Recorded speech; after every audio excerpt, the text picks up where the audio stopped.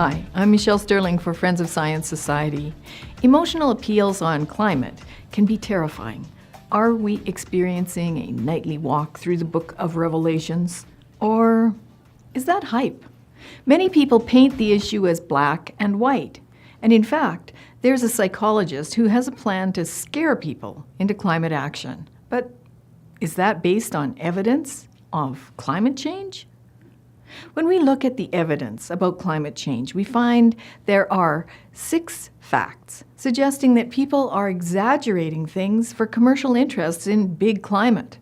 Now, you might say, well, who are you to question the 97% consensus by scientists on climate?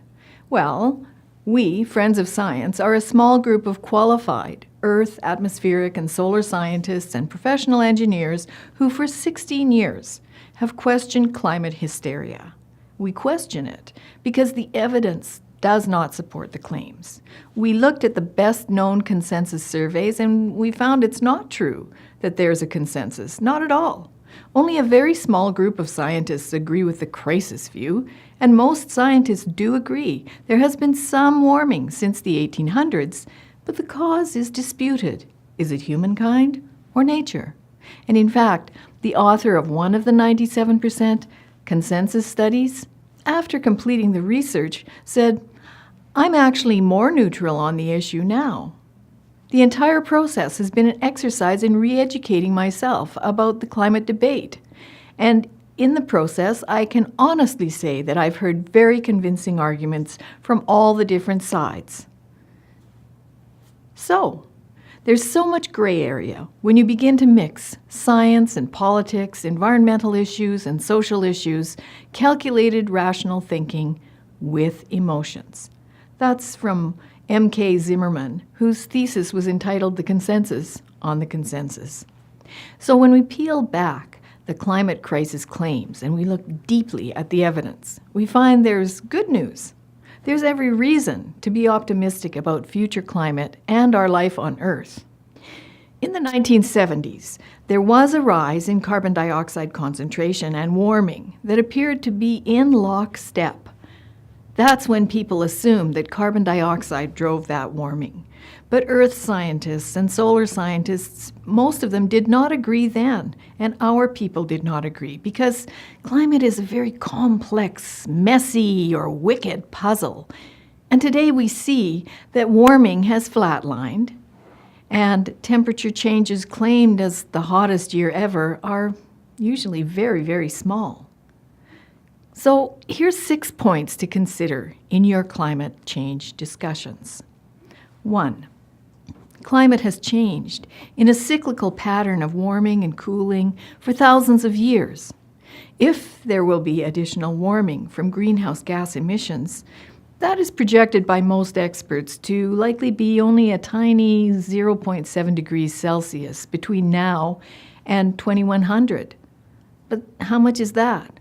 Well, that's less than 1 degree on this thermometer. Less than 1 degree over 81 years. How can that be a crisis? In a single day in Calgary, temperatures can go from -20 to +20 when there's a Chinook wind. Is it realistic to think that less than a degree of warming, which is well within the realm of a margin of error, is a crisis? Though people like to say warming is global, in fact, every region of the world has its own unique climate factors.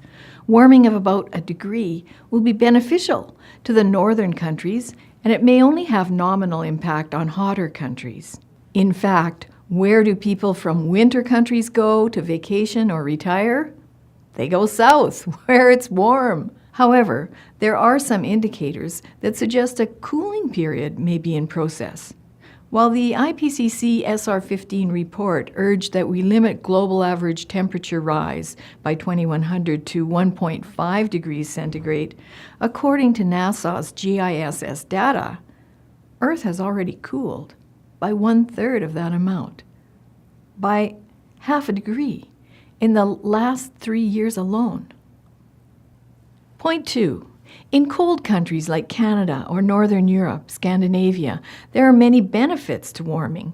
Some of the Northern Hemisphere features cold winters, so slight warming reduces heating costs and provides for a better growing season.